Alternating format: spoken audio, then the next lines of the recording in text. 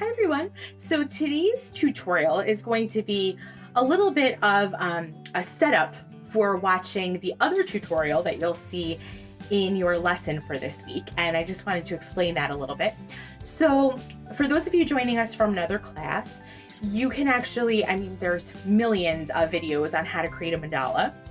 And with a lot of them, I noticed not all of them teach you how to set up the very first steps, which is your concentric circles or circle within a circle, which is what you need as a base to set up your mandala, okay? And because a mandala has to be pretty geometrically symmetrical, very similar to our vessel project, the idea is that if you kind of lay out a grid for yourself, it's going to make it a lot easier to do. So what will happen is if you set up your grid, it's already symmetrical, and then whatever you add to it is going to look nice and neat, and it'll give that impact that you're looking for. So a couple things, you're going to want some kind of a straight edge. I have a ruler, but you can use the edge of a notebook or a folder. And then I'm using a Sharpie. I would recommend a pencil, especially because your guidelines will kind of disappear once you start to color over it, and then you don't have to worry about it like you would a Sharpie, okay? But I just want you to be able to see it on the camera. So let's talk about our first steps and how we're going to begin. So the first thing we're going to do is I'm going to set up a T, like a T shape in the middle, okay? Again, because we're focusing on symmetry and we want everything to be the same. So I'm gonna find the side of my ruler that does not have a chunk taken out of it, so it's nice and neat line. And I'm just going to draw a nice vertical line down the center of my page. Then I'm going to go ahead and I'm going to do the same thing to make that T going across, just like that, okay? Then I'm going to go, I recommend really focusing on this midpoint here, because if you focus too much on the edges, sometimes you could just completely miss the midpoint. So I'm gonna go like this, okay? And then the same thing on the other side. Again, focusing on that midpoint, taking my time with that. Okay, so now we have this kind of radial star effect almost, okay? So you can see how that looks. Just adjust that so you can see a little bit better. There we go. All right, so ideally, if we had, say, a compass, which I don't have at home, you could just actually go around, with a compass, but this is a second best, which we will use. And this will give you a chance to make your circles in a symmetrical form.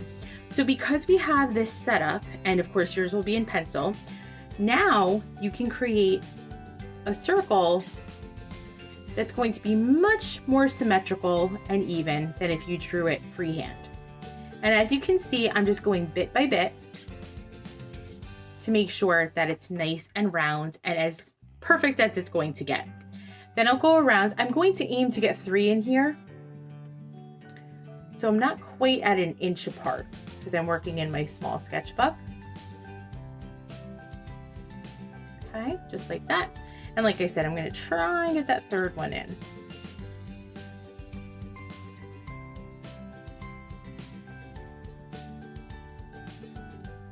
Now, just a hint is that you can start with the circular shape, but if you're feeling really confident and you wanted to try another shape, mandalas can be in any shape. They could be squares, really anything that is symmetrical. So just keep that in mind. A hexagon shape, which we worked with a lot in our last project. So you can start from there. Now, one thing I want to remind you of is we are going to add color next week. So whatever you decide to do as far as your pattern, just keep in mind we're going to go back over that in color. So if you feel like you'd like to keep it really simple, that's completely fine. And then if you wanted to get a lot more detailed, that's okay too. So, but base it on what you would like to do with your color. Because another tip I want to share is that even if you keep your pattern simple, if you know you really like to color and you like the shading process, then get fancy in that part. You know what I mean? So make it work for you. That will be artist choice. So whatever you decide, I cannot wait to see what you come up with, and you can really take it and run. There are there are, like I said, there are so many mandala videos that you don't have to stop with just mine or even the one that I shared in our lesson. It's endless. You can really just find so many ideas for inspiration. This is just like the very, very basic. So basically what you can do is you can choose any lines, shapes, design, but whatever you do, just remember, whatever you do on one side, you have to do on the other. So the key is symmetry. So for instance, if I want to do kind of this bumpy line here, I have to make sure that I do it here. Okay. And you can do obviously the whole inside, which I probably will end up doing. But just to show you, even if you don't want to do the whole process, you have to at least do it on opposing sides, okay? I am going to choose to go ahead and do bumpy lines. And again, I'm sticking with 3 in each section to make sure that it's the same, okay? That's what gives mandalas that effect, is that it's the same wherever you look, whatever pattern you've decided to do. Now I'm going to go ahead and I'm going to apply a dot into each center. Okay.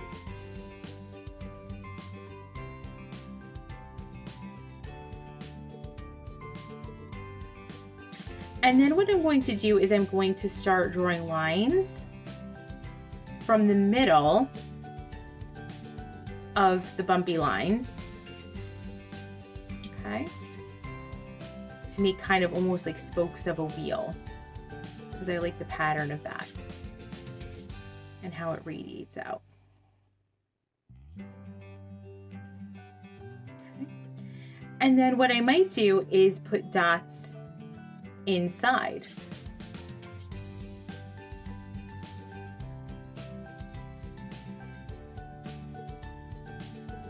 Okay, and I would continue that pattern around. Another thing you can do is you can do V shapes. And again, you'll see a lot of these things in the tutorial that you're about to watch, but I just wanted to show you, again, how to set up those concentric circles or those radiating circles so you could see at least how to get that started. So when you watch that tutorial, you can then add everything in. Now I'm going to pause here because this is where I want to point out that even if you keep your shapes really simple, okay, like this is pretty simple, I would say, you can leave it as simple as possible with just like one layer of patterns or design.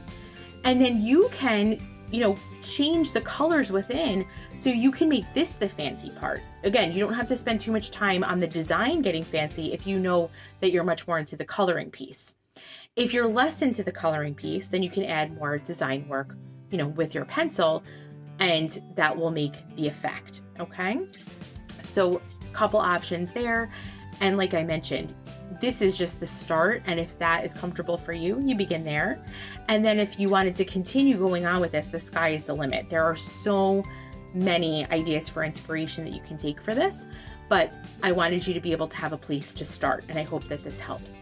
So I hope you enjoy this project. Again, it's really supposed to be very calming and very fun and very relaxing. So if at any point it's not feeling that way, take a little break.